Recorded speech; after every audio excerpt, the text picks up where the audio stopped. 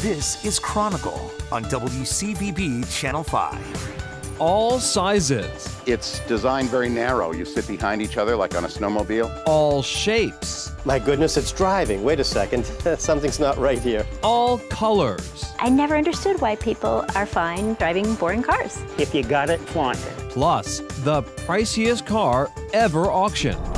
No, it's not his obsession. It's An orphanage for unloved cars. a breathtaking behemoth, the Survival. It was an idea whose time had not yet arrived. Does this locally created contraption still exist? That's it. That's the only one there is. Odd Emotive, next on Chronicle. Good evening, everyone. It is bad enough that New England sees barely any color from November till March. Right, and to make matters worse, we are colorless on the road all year round.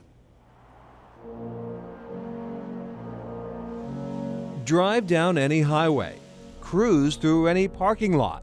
Do you find your spirits plummeting? Feel a mounting sense of melancholy?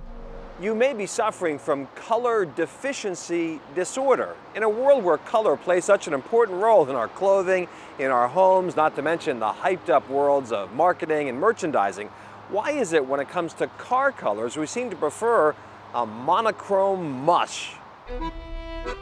Black, gray, white. Black, gray, white. If what we drive is any indication of who we are, color us dull as dishwater.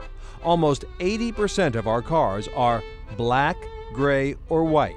In other words, no color at all. You just brush it on and see what happens.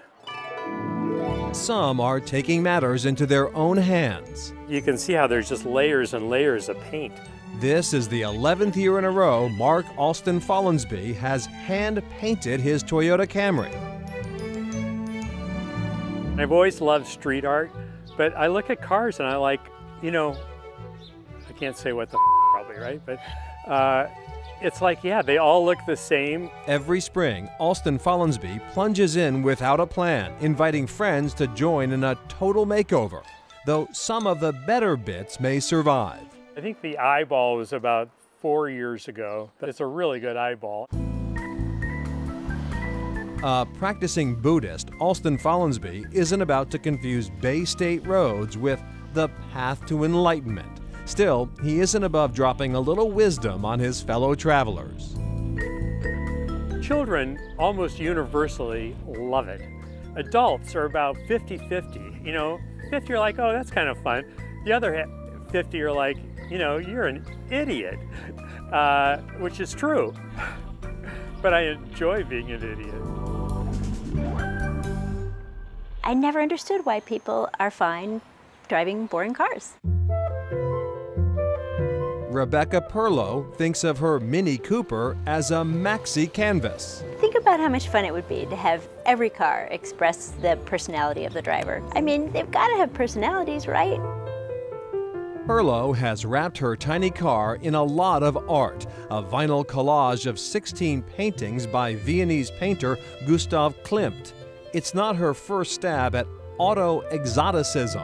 Many in Arlington remember her toy car, now retired. After years suppressing her true desires, Perlow decided to come out and put the odd back in automobile. Finally, I grew up enough and I just thought, I can't stand it anymore. I know I want to do this. Everybody's telling me I don't want to do it, but I really think I do. So I did it and it was great and I wanted to do it more. It's not hard for Perlow to stand out on the road. The color white has led the U.S. car market for 7 years running, says Nancy Lockhart of Axalta, a coatings maker in Detroit known for its annual car color surveys. Lockhart tells us white dominates, with about 40% of the world market. Because it's just very modern and simple and clean. But Axalta, which is currently researching color concepts for automotive year 2022, is predicting a change on the horizon. I think you're going to see some surprise colors come out there. People are looking for a punch of color. People are looking for something new. Next up, a brief detour. Can we put you on hold? You have the Hulk telephone. We've got the Lego telephone, SpongeBob telephone, the ketchup bottle telephone with a dial on the bottom. You might say Howard Davis has a calling. Hello. I'm not sure exactly how or why it started, but I've been collecting phones since I was 9 years old. Davis owns Daytel in Avon, which supplies, yes, you guessed it, phone systems to businesses. And when he's not working with phones, he's daydreaming about phones. Everything else that I had was related to telephones, and I said, I wonder if I can actually make one that you can drive down the street. So yes, a drivable red desk telephone. Wait, where is that going? I want that telephone car. It's coming back. Please tell me. Yes, it's not very fast, first of all, so we're definitely catching up with it later. Great looking phone, great looking car. By the way, Mark Alston Follansbee, and painted cars go way back, as it turns out. In fact, his first one was a VW bus, painted VW bus that went to, where else? Woodstock, of course. Rebecca Perlow, by the way, she's moved to California, so our loss in Arlington's, but very colorful nonetheless. I love those cards. The parades passing by, look down to see it. They're really adorable. They're very whimsical. It's very hard to see one and not smile.